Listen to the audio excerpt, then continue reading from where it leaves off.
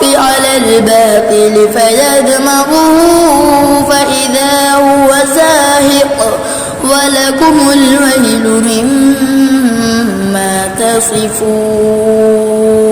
السلام علیکم ورحمۃ اللہ وبرکاتہ.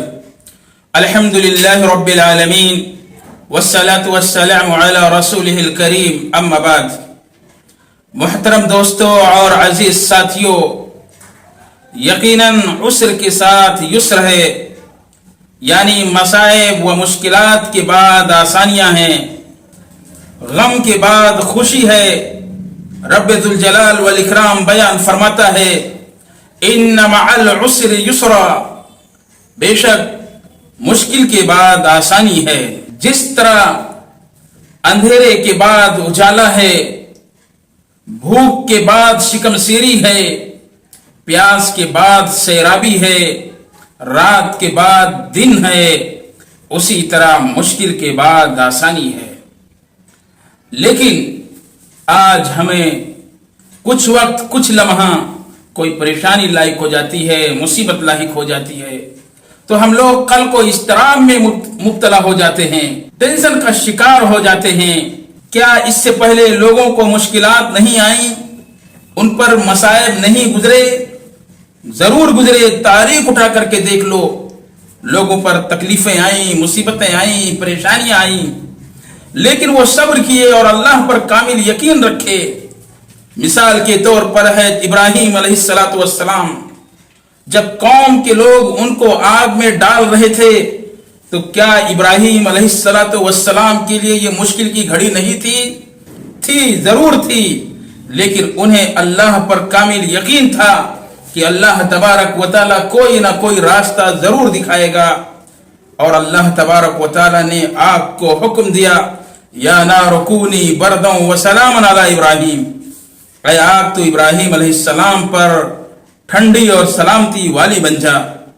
اسی طریقے سے ہے موسیٰ علیہ السلام اپنے متبعین اور فالوورز کو لے کر کے فرعون کے ظلم و زیادتی سے بچتے ہوئے نکلے تو راستے میں دریا پڑتا ہے. موسیٰ علیہ السلام اپنے متبعین سے کہتے ہیں کہ گھبرانے کی کوئی بات نہیں، اللہ تبارک و تعالی ضرور ہمارے ساتھ ہے اور ہمیں کوئی راستہ دکھائے گا. اللہ تبارک و تعالی نے دریا کو حکم دیا اور راستہ بن گیا. اسی طرح حضرت محمد صلی اللہ علیہ وسلم اور حضرت ابو بکر رضی اللہ تعالی عنہ غار ثور میں آ کر کے پناہ لیے جس وقت مشرکین مکہ نے یہ فرمان جاری کیا وانٹڈ محمد، یعنی ان لوگوں نے یہ انعام رکھا کہ محمد کو جو بھی زندہ یا مردہ حالت میں لائے گا اسے انعام و اکرام سے نوازا جائے گا. لوگ نبی کریم صلی اللہ علیہ وسلم کو تلاش کرنے لگے، یہاں تک کہ غار ثور کے پاس آگے جہاں پر آپ صلی اللہ علیہ وسلم پناہ لیے ہوئے تھے. حضرت ابو بکر رضی اللہ تعالی عنہ مشرکین مکہ کو دیکھے تو گھبرا گئے. نبی مکرم صلی اللہ علیہ وسلم بیان فرمائے لا تحزن ان اللہ معنا، اے ابو بکر گھبراؤ نہیں، غمزدہ مت ہو، اللہ رب العالمین ہمارے ساتھ ہے اور اللہ رب العالمین کوئی نہ کوئی راستہ ہمیں ضرور دکھائے گا. پتہ یہ چلا میرے پیارے بھائیوں کہ لوگوں کے پاس تکلیفیں اور مصیبتیں آتی ہیں، لیکن اللہ رب العالمین ضرور بھی ضرور کوئی نہ کوئی راستہ دکھلاتا ہے یا راستہ کھول دیتا ہے جس کی وجہ سے آسانیاں پیدا ہو جاتی ہیں. بہت سے لوگ یہ کہہ سکتے ہیں کہ یہ تو انبیاء تھے، ہم لوگ تو عام لوگ ہیں اور عام لوگوں کے بھی واقعات بھرے پڑے ہیں. مثال کے طور پر حضرت خولہ رضی اللہ تعالی عنہ جن کا تذکرہ اللہ تبارک و تعالی نے 28واں پارہ سورہ مجادلہ میں کیا. حضرت خولہ رضی اللہ تعالی عنہ کے شوہر حضرت مالک رضی اللہ تعالی عنہ ان سے زہار کر لیتے ہیں، یعنی یہ اپنے شوہر کے لیے حرام ہو جاتی ہیں. تو یہ نبی کریم صلی اللہ علیہ وسلم کے دروازے کو دستک دیتی ہیں کہ کوئی مسئلہ بتائیں جس کی وجہ سے ہمارے شوہر ہمارے لیے حلال ہو جائیں، کیونکہ ہمارے پاس چھوٹے چھوٹے بچے ہیں، ان کی پرورش کون کرے گا، ان کی دیکھ ریکھ کون کرے گا اگر ہمارا شوہر ہمارے لیے حرام ہو جائے گا. تو اگر کہ نبی کریم صلی اللہ علیہ وسلم کے سامنے مسئلہ رکھتی ہیں تو آپ صلی اللہ علیہ وسلم یہی حکم دیتے ہیں کہ آپ ان کے لیے حرام ہیں. لیکن وہ بہت زیادہ گھبرائی نہیں، کل کو اضطراب میں مبتلا نہیں ہوئی، بلکہ وہ سجدے میں گر گئی اور اللہ رب العالمین سے دعا کی کہ اللہ تو ہی کوئی حل نکال دے، تو ہی کوئی راستہ نکال دے. اور اللہ رب العالمین نے زہار کی شکل صورت اور حلت ذکر کیا کہ کس طرح حلال ہو سکتی ہیں.